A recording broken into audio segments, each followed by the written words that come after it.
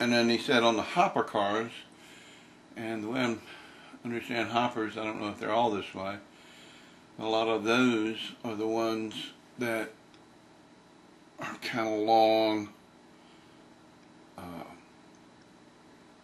completely enclosed cars. You can't necessarily ride in the hopper. Now, if you could open the hatch, you might could get down in there, but you probably wouldn't want to get down in there. It's probably dirty and may even be poisonous or chemicals in there, so you wouldn't want to get in it.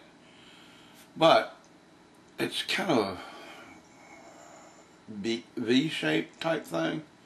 It's a tank, and it's got smaller ends on the ends, and then usually it goes down toward the middle. It's wider, and then it goes up toward the ends. It's smaller.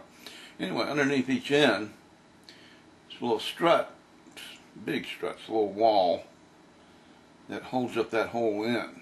It's cradles on each end. Metal. And a lot of them have this hole in the metal that you can actually kind of get down in there. And you're not in the hopper itself, you're in the end of it where the strut is. You're hiding in the strut area that's part of the support structure holding the hopper in place, attached to the rest of the car. So that's another place, it's another car you can ride on. And of course you can ride in a box car, preferably an empty one. That way they know you're not messing with anything, which your intention isn't to mess with stuff. Your intention is to get down the road to travel on a train.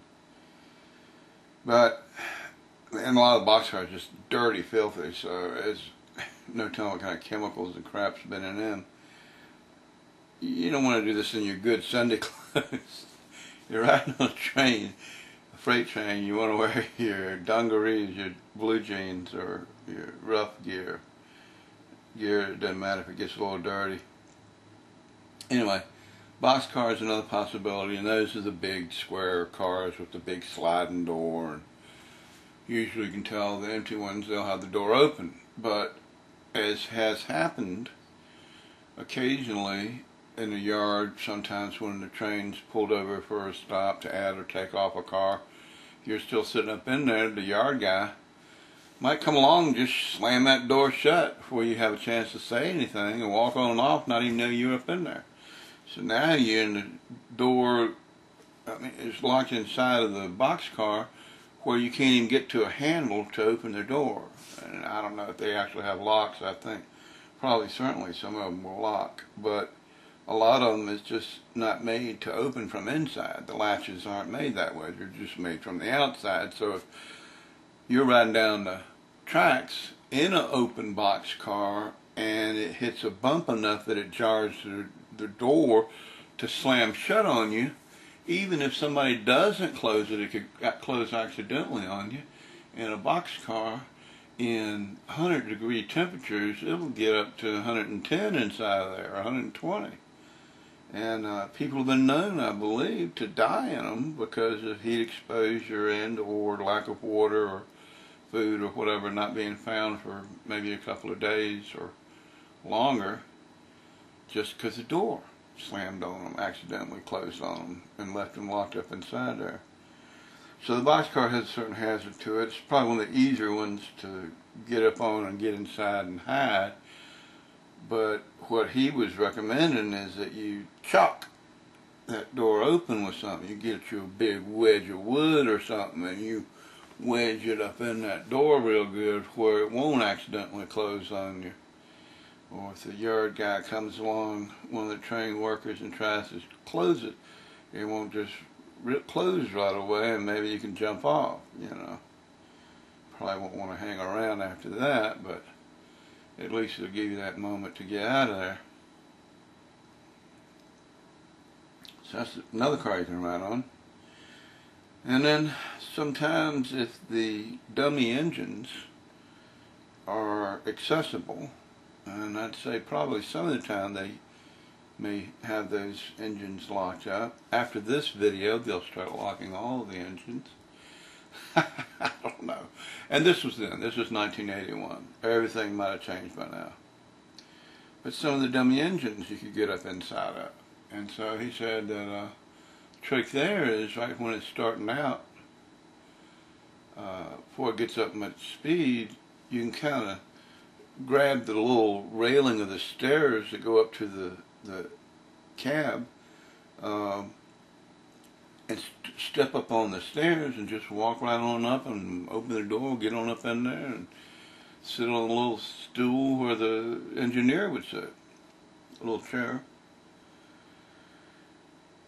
And the idea about the dummy engines is a lot of times it's 5 or 6 or 10 of them on the train. You might even be down in the middle of the train, not close to where the actual engineer is, so he may not even see you, and that would be the ideal case in most circumstances. You don't want to be seen. So you can get on the dummy engine and ride that. So if they come looking for you, you can jump down in a little bathroom. You got a chair on either side with the windows and all, where the doorways are. And then down in between that is a little bathroom. Step down, you open a little door, get up in there, close the door, casual look into the cab. Nobody will see you. They won't see you. And then after the train gets moving again, you come back out, sit up in the little engineer seat. So that's another way you can ride the train. So anyway, that multiple ways and different cars you can ride on. I'm sure there's ways probably to ride some of the other cars as flatbeds, and about the tank cars and some of those coal cars I'm not sure about. But only main cars I ever rode on were dummy engine, and I rode on boxcar. And there are a few other things you need to know about it too. It depends on how long you want to ride. If you're just trying to ride over to the next town, you probably do better hitchhiking than trying to ride a freight train. Just the next 30 miles or 100 miles over, you could get in real trouble. You could get hurt. Freight trains are not anything to play around. And I'm not encouraging anyone to get on a freight train at all. I'm not encouraging anyone to do that. You shouldn't do it. But if you're going 1,000 miles and you want to get there quickly as you could, without stopping in between, in those days,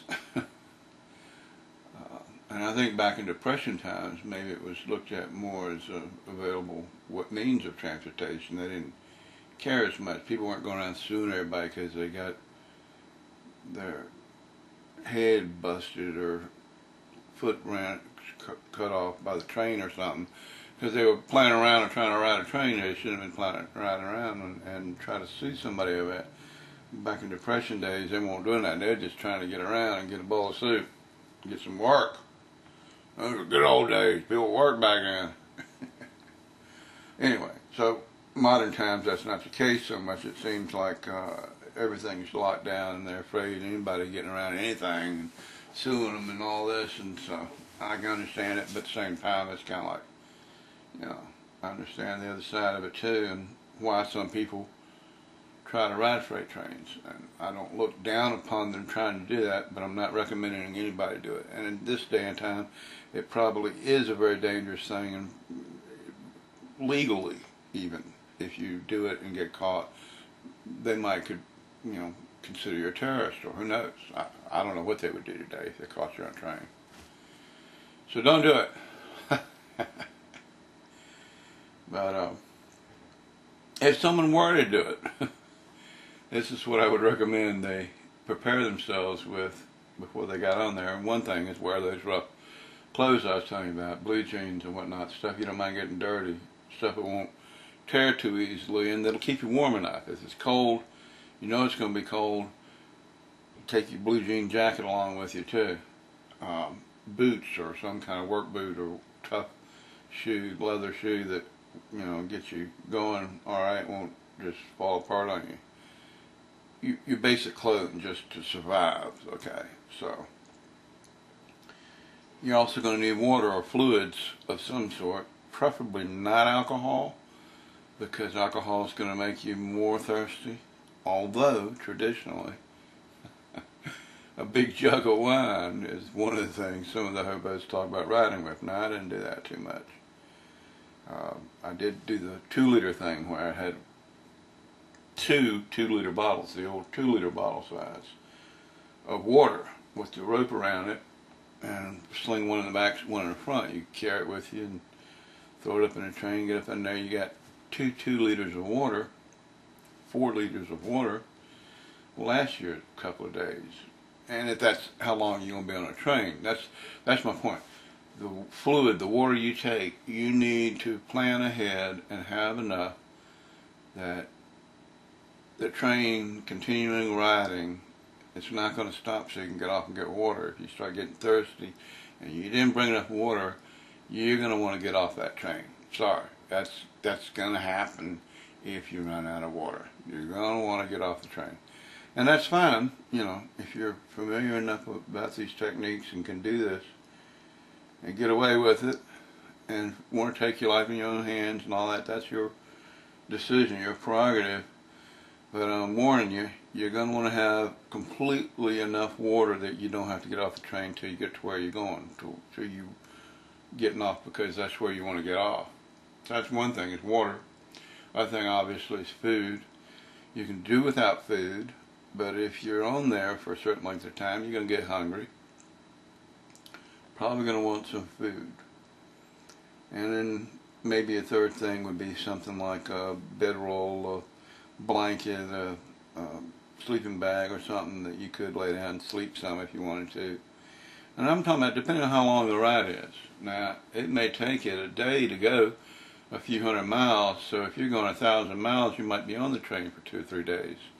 Just saying, it may still stop in yards, it may still stop where you could go off and take care of a rest stop or something. Some trains will pull off to a sidetrack for a while and wait a while if another train's coming to let the other train pass. Sometimes they stop in yards to pick up new cars or drop off cars. So there's different times the train may stop, and that would afford you a chance to get off and get water or to use the restroom or to do whatever you got to take care of. But there's no guarantee you'll get back on the train, or if you get on a different train that it'll be going the same way you're going and all that kind of thing. So the less time that you're getting on and off the train, the better. Every time you get on or off the train, it's a dangerous time. While you're riding the train, it's not nearly as dangerous as trying to get up on one or trying to get off of it. So you could easily fall under the wheels and then it's all over. So that's what I'm saying. I'm not advising anybody to do this. It's dangerous. It's really dangerous. It's stupid to do it. If you've got any other means of transportation, use the other means of transportation.